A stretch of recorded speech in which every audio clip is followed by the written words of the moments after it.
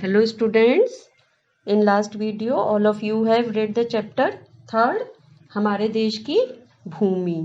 So today we will revise this chapter. ये देखिए आपको बताया गया था ये क्या है, पहाड़. क्या है ये, पहाड़, क्योंकि ये नीचे से चौड़े और ऊपर से कम चौड़े होते जाते हैं, चोटी सी बनती है, तो ये क्या होते हैं, पहाड़. और दो पहाड़ों के बीच की जो भूमि होती है उसको हम क्या कहते हैं, घाटी कहते हैं. और ये क्या है, नदी जो पहाड़ों से नीचे की ओर बहती हुई निकलती हैं, इनको नदी कहते हैं. ये क्या है, मैदान का स्थान. जो प्लेन समतल भूमि होती है वो मैदान होती है. और पठार कैसे होते हैं, जो थोड़े ऊंचे होते हैं बट ऊपर से चपटे होते हैं, उनको हम क्या कहते हैं, पठार कहते हैं. इसी तरीके से आपने देखा था ये मरुस्थल की भूमि, जहाँ रेती रेत होती है वह क्या होता है, मरुस्थल होता है. और जहाँ चारों ओर भूमि हो और बीच में जल हो वो क्या होती है, झील. झील. और जहाँ चारों ओर जल है और बीच में भूमि है ये क्या कहलाता है, द्वीप. द्वीप कहलाता है ये. तो इस तरीके से आपने इन सब के बारे में अच्छे से पढ़ा था ना. जो जल का विशाल भाग होता है उसे हम कहते हैं महासागर, और महासागर से जो थोड़ा छोटा जल का भाग होता है उसको हम क्या कहते हैं, समुद्र.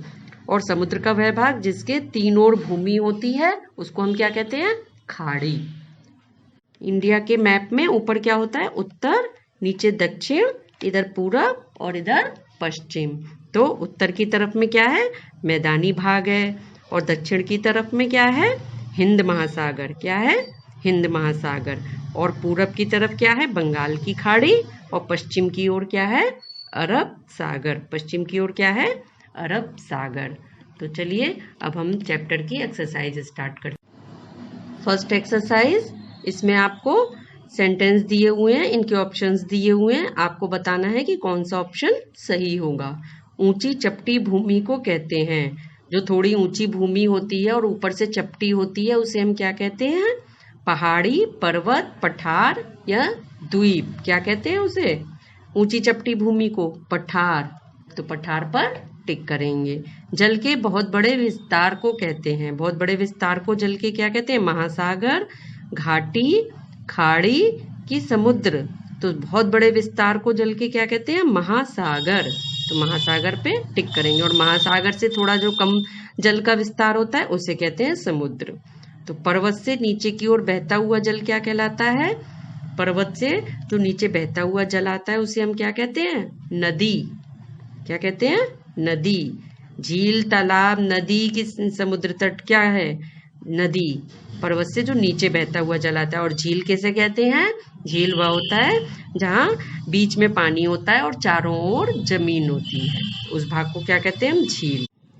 लक्षद्वीप द्वीपों का एक समूह है जो स्थित है. कहाँ पर स्थित है लक्षद्वीप द्वीपों का एक समूह, अरब सागर में. कहाँ पर स्थित है, अरब सागर में.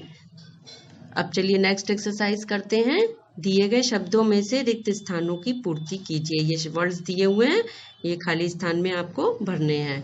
चलिए अब आप लोग बताएंगे कि कहाँ पर क्या भरा जाएगा. ऊंची चपटी भूमि को कहते हैं. ऊंची चपटी भूमि को क्या कहते हैं, बताइए इनमें से. हर्ष आप बताइए क्या कहते हैं ऊंची चपटी भूमि को, पठार. क्या कहते हैं, पठार. ऊंची जो चपटी भूमि होती है उसको पठार कहते हैं. और ऊंची भूमि जो ऊपर जाकर चोटी सी बन जाती है उसको हम पहाड़ कहते हैं. सूखी रेतीली भूमि को मरुस्थल कहते हैं. सूखी रेतीली और कैसी भूमि को मरुस्थल कहते हैं, इनमें से क्या आएगा, सूखी रेतीली और कैसी भूमि को मरुस्थल कहते हैं, बंजर. सूखी रेतीली व बंजर भूमि को मरुस्थल कहते हैं. संसार की सबसे ऊंची चोटी एवरेस्ट हिमालय में है. संसार की सबसे ऊंची चोटी कौन सी है, संसार की सबसे ऊंची चोटी कौन बताएगा, अथर्व आपको मालूम है संसार की सबसे ऊंची चोटी कौन सी है, माउंट एवरेस्ट. क्या नाम है, माउंट एवरेस्ट. ठीक. दक्षिण में हम सुंदर पाते हैं. दक्षिण में क्या है सुंदर, नीलगिरी पहाड़ियां. क्या है दक्षिण में सुंदर, नीलगिरी पहाड़ियां. चलिए चलिए अब नेक्स्ट एक्सरसाइज निकाल लीजिए, मिलान कीजिए। यहाँ पर आपको मिलान करना है। किसका किससे करेंगे? देखिए, मैदान। मैदान, मैदान क्या होती है? नीची समतल भूमि। क्या होती है मैदान? समतल भूमि को ही तो, जहाँ प्लेन भूमि होती है वहीं पर ही तो हम उसी को तो मैदान कहते हैं। तो मैदान की मैचिंग किससे होगी? नीची समतल भूमि।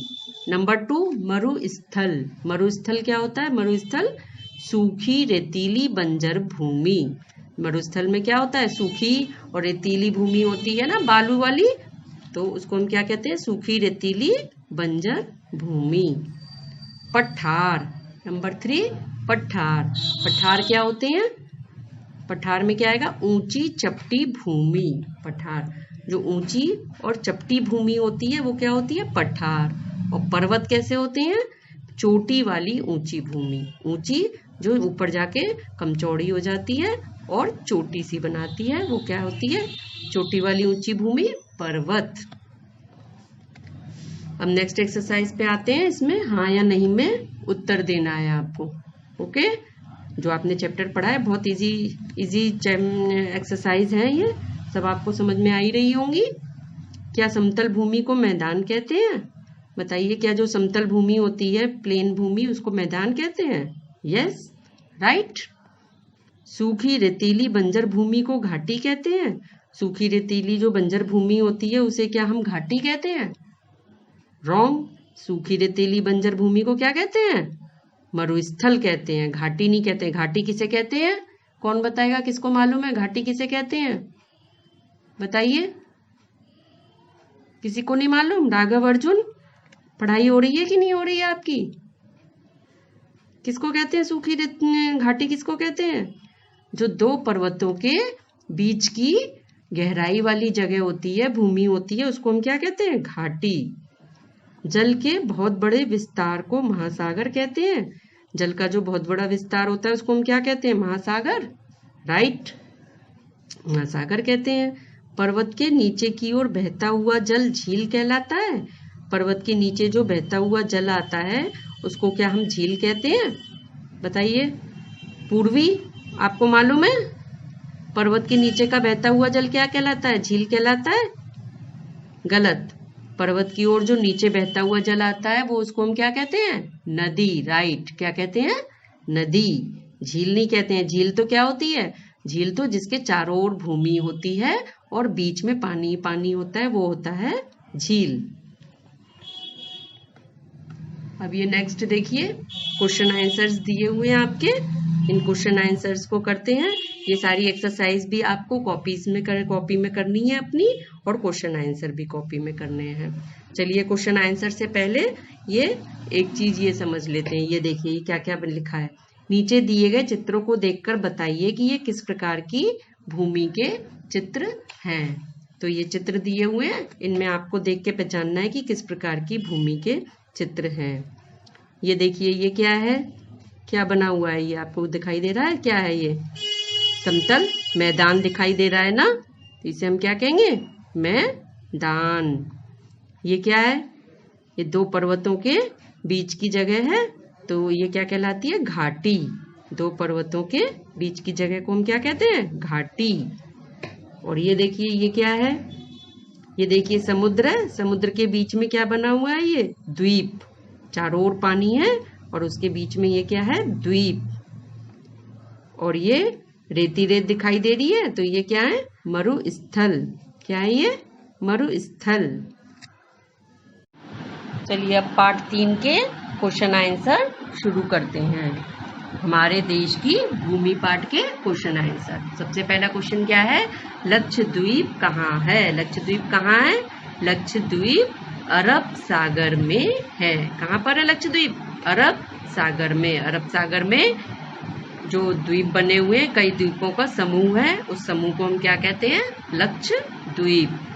जलवायु किसे कहते हैं? जलवायु हम किसे कहते हैं? किसी स्थान के मौसम की लगभग एक सी रहने वाली दशा को उस स्थान की जलवायु कहते हैं। किसी भी जगह पर जो लगभग हर समय एक सा मौसम, जिस तरीके का मौसम रहता है, उसको हम क्या कहते हैं? उस जगह की जलवायु कहते हैं। जैसे अपने यहाँ है, अपने यहाँ कभी गर्मी रहती है ज़्यादा तो कभी सर्दी रहती है, जहाँ ऐसे ही कई जगह हैं जहाँ पर हमेशा एक सा मौसम रहता है, तो उस मौसम को हम क्या कहेंगे? उस जगह की जलवायु। पर्वत व पठार में क्या अंतर है? पर्वत और पठार में क्या अंतर है? बहुत ऊंची भूमि जो ऊपर जाने पर कम चौड़ी होती जाती है, वह एक चोटी बनाती है, उसे पहाड़ियाँ पर्वत कहते हैं। पहाड़ियाँ पर्वत कैसे कहते हैं? नीचे से चौड़ी होती है और ऊपर जाते जाते क्या होता है? बहुत कम चौड़ी होती जाती है उस, और एक चोटी सी बनाती है, उसे हम क्या कहते हैं? पहाड़ियाँ पर्वत। ये तो आप सभी ने देखे हैं पहाड़ियाँ पर्वत। और तथा कम ऊंची व चपटी भूमि, कम ऊंची होती है और ऊपर से चपटी भूमि होती है, उसको हम क्या कहते हैं? पठार कहते हैं। भारत के पूर्व व पश्चिम के समुद्रों के नाम लिखिए। भारत के पूर्व और पश्चिम में कौन से समुद्र हैं? भारत के पूर्व में बंगाल की खाड़ी और पश्चिम में अरब सागर हैं। भारत के पूर्व में बंगाल की खाड़ी व पश्चिम में अरब सागर है। तो बच्चों, आपको सारे क्वेश्चन आंसर्स कॉपी में करने हैं, ध्यान से लर्न भी करने हैं। और क्वेश्चन आंसर ऐसा ना हो कि आप ये वीडियो देखकर सिर्फ देखकर आप उतार लिया करें कॉपी में, ऐसा नहीं है। समझिए क्वेश्चन आंसर्स को अच्छी तरीके से और उसके बाद फिर अपनी लैंग्वेज में लिखिए। चीटिंग करके कोई नहीं लिखेगा, इसको आप लर्न करिए और फिर लिखिए अपनी कॉपी में। सारी एक्सरसाइज भी अपने आप ही करने की कोशिश करिएगा। ओके।